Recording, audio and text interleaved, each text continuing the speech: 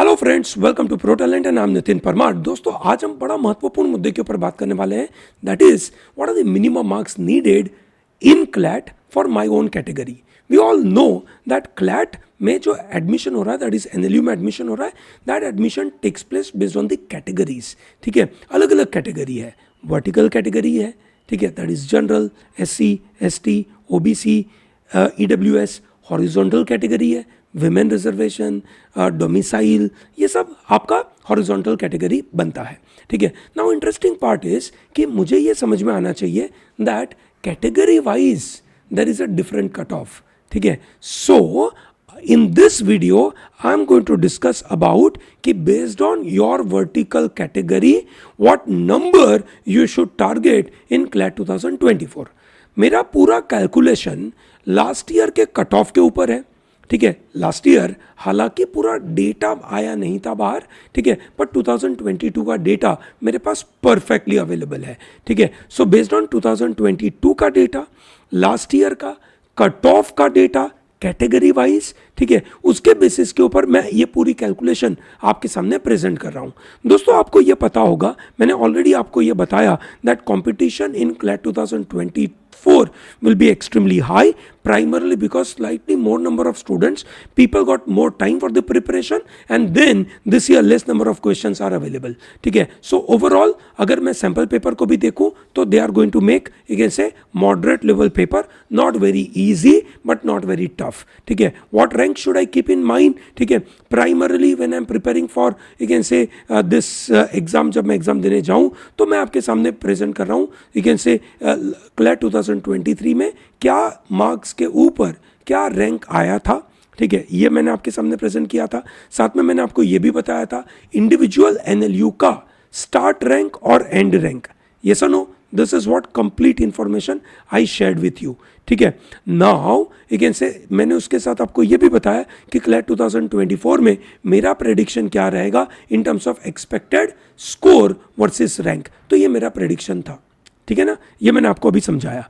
Now ठीक है, now I need to focus on category wise target number, that is what I am going to discuss on. सबसे पहले ये मैं बता दूं, जो मैं कैटेगरी वाइज आपको बताने वाला हूं, that is primarily vertical category, general, SC, ST, OBC and EWS. ठीक है, so I am going to make on this vertical category. I'm not going to comment on horizontal category because horizontal category जो domicile का number है या women reservation का जो number है, ठीक है, उसमें कितने विमेन अपीयर करते हैं, ठीक है, एक स्टेट से, वो सब डेटा निकालना बहुत डिफिकल्ट है। वो मिला ही नहीं था 2022 का, पर 2022 का वो डेटा हमारे पास अवेलेबल है। ठीक है दोस्तों, ये देखिए क्लैट 2022 का कैटेगरी वाइज यू कैन से ये आपके पास नंबर थे। जनरल में करीबन 30,000 स्टूडेंट्स अपीयर करे थे एंड फाइनली कोई जनरल कैटेगरी को ऑल इंडिया कोटा में कोई भी एनएलयू में एडमिशन मिलने वाला था। ठीक है, ध्यान रखना, जनरल कैटेगरी में ऑल इंडिया कोटा, ठीक है, not domicile, not women reservation, all India Kota में ये मिनिमम मार्क्स मिले थे 2022 में।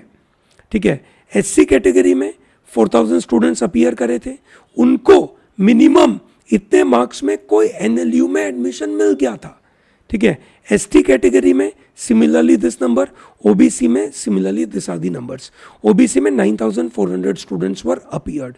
ठीक है, नाउ व्हाट विल हैपन, ठीक है, in this year which we don't know, but we know last year का approximate number. Last year general category में मैंने 2022 के ऊपर से ये मैंने अप्रोक्सीमेट नंबर लगाए हैं। ठीक है, ये नंबर अप्रोक्सीमेट है मेरी तरफ से, ये नंबर, ठीक है, प्रिसाइज नंबर है।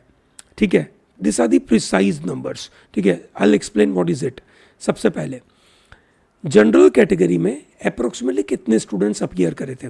सब around 32,000 students you can say appear करे होंगे, ऐसा मेरा मानना है, बिकॉज 2022 में it is 30,865, so it could be 32,000। अब उन 32,000 में से जिन लोगों को ऑल इंडिया कोटा पे जनरल कैटेगरी में एनएलयू में एडमिशन मिला, दैट नंबर वाज 79। ठीक है, what was the minimum marks? 79 marks पे एडमिशन मिला था। एससी कैटेगरी में I am still assuming the same kind of stuff. Last year that number was 4000, ठीक है, दैट इज 2022 में। सो 2023 में मेरा मानना इट इज 4500, ठीक है। एसटी में इट कुड बी 1500, ओबीसी में इट कुड बी 10,000, ईडब्ल्यूएस में इट कुड बी 4500, ठीक है। ये प्योर मेरा अप्रोक्सीमेशन है, प्लीज इसको नोट करें, ठीक है। However the numbers which are kept here, ये जो नंबर आपके सामने हैं, this number are not approximations, this are the numbers based on the 5 round में जिन बच्चों को एडमिशन मिला वो नंबर के बारे में बात हो रही है, ठीक है। विच मीन्स जो 5वें राउंड पे मतलब एंड हुआ एडमिशन, वो नंबर के ऊपर बात हो रही है, ठीक है। तो इसके बेसिस के ऊपर आप अपना टारगेट नंबर ले सकते हैं, ठीक है। आप अपना टारगेट 2024 का क्या ले सकते हैं? If you are from general category, है ना, if you are from general category, मेरा ऐसा मानना है, ठीक है, क्योंकि इस बार का पेपर थोड़ा कम भी है ना, नंबर ऑफ क्वेश्चंस कम भी है, तो मेरा ऐसा मानना है that this number could be in the range of 70-72। 70-72 में अगर आप मतलब 70-72 का मार्क्स लेकर आएंगे, then you have a great chance of getting into all India quota in any of the NLUs, ठीक है। अब ये टारगेट मार्क्स अगर आप 70-72 लेके चलेंगे तो नहीं चलेगा, क्योंकि बहुत बार होता क्या है, टारगेट हम लेके चलते हैं उससे थोड़ा सा कम ही आता है। So I think your very safe target would be 75 plus. If you are from SC category, then your safe target this year could be some around 38 plus, ST category 35 plus, OBC में देखिए दोस्तों, OBC में बहुत सारे state में OBC का जो reservation रहता है वो सिर्फ स्टेट वालों के लिए रहता है, पूरे ऑल इंडिया वालों के लिए OBC का रिजर्वेशन नहीं है, ये ध्यान रखना। ऑल इंडिया ओबीसी का रिजर्वेशन के लिए सीटें बहुत कम है। आपके स्टेट में आपको ओबीसी का रिजर्वेशन मिल सकता है, पर पूरे ऑल इंडिया में ओबीसी का रिजर्वेशन शायद ना भी मिले, ठीक है। तो ये ध्यान रखना ज़रूरी है, इसलिए यहाँ पे नंबर आपको टारगेट करना चाहिए 60, और ईडब्ल्यूएस में you should target some around 65, ठीक है। आप इस तरीके से अपने नंबर रख सकते हैं, ठीक है। तो ये आपको समझ आया होगा, है ना। ये समझना बहुत ज़रूरी है, क्योंकि एग्ज़ाम आपकी कैटेगरी वाइज एडमिशन दे रही है। मार्क्स आपके जो भी आए, ठीक है, आपकी कैटेगरी के मुताबिक आपको एडमिशन मिलने वाला है, and therefore you should always focus on your own category related minimum numbers, ठीक है। आपके अगर अच्छे नंबर आ रहे हैं, इससे बेहतर नंबर आ रहे हैं, please focus on those numbers, है ना। अपने गोल को छोटा मत करिए, ठीक है। अगर आप मानो ऐसी कैटेगरी से है, आपके नंबर बढ़िया आ रहे हैं, तो प्लीज़ ये नंबर सुन के अपने अटेम्प्ट कम मत कर देना, दैट्स नॉट ग्रेट आइडिया, है ना। क्योंकि ये तो मैं मिनिमम नंबर बोल रहा हूँ ना, मैक्सिमम तो और भी हो सकता है, बेहतर और भी हो सकता है। So please keep that in mind कि ये मिनिमम कैलकुलेशन की बात हो रही है। मैं इसलिए इसको बता रहा हूँ ताकि जब आप एग्जाम देने बैठे, then at least you are assured कि भाई आप अपनी कैटेगरी में कैसा परफॉर्म करें। अगर आपको मतलब बाकी लोगों के जो ऑल इंडिया रैंक वाले लोगों के जितने नंबर अगर आपके नहीं आ रहे, तो अगर आप ये नंबर के मुताबिक मैनेज कर पा रहे हो, बहुत अच्छी बात है, ठीक है ना। Is that very clear to everyone?